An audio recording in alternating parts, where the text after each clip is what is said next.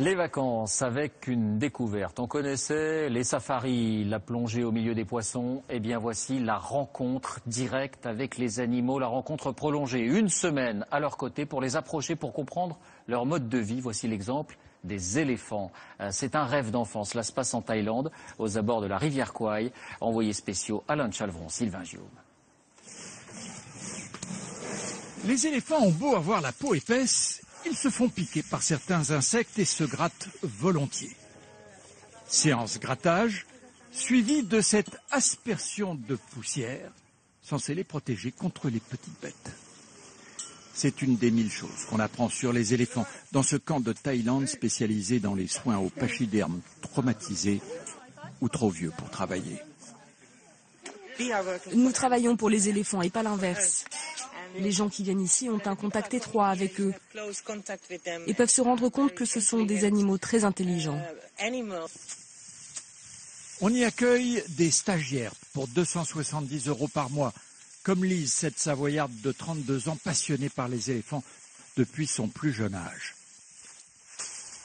Chaque matin, Lise et les autres stagiaires, des visiteurs d'un jour également, vont s'occuper de la nourriture des éléphants. 350 kilos quotidiennement. Et il y a 9 bêtes dans le camp, dont 2 mâles, un adulte et un éléphanteau. Donc Johnny a 7 ans et il voit un peu Romsai comme son papa, mais il va arriver un moment où il va être assez âgé pour pouvoir leur montrer que c'est lui le mâle dominant et il pourrait aussi être en conflit tous les deux, donc il faut faire attention à ça.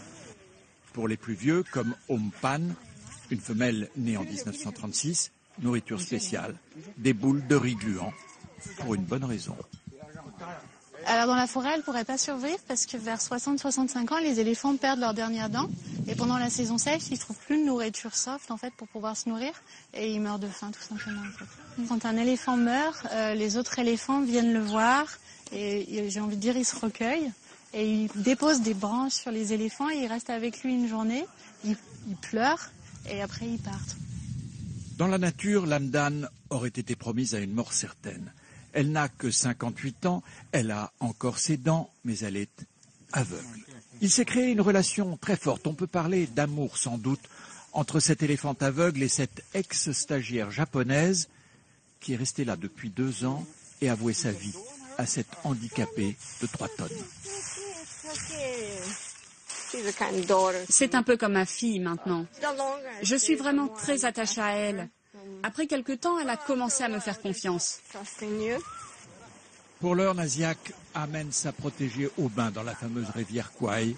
Le bain, les éléphants adorent ça. Ils s'aspergent, boivent leurs 150 litres d'eau quotidien, acceptent qu'on leur grimpe dessus et que leur cornac les nettoie.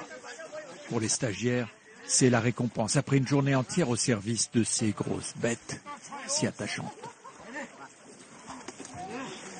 Pour tous les stagiaires qui sont passés par ici, c'est une expérience naturellement inoubliable.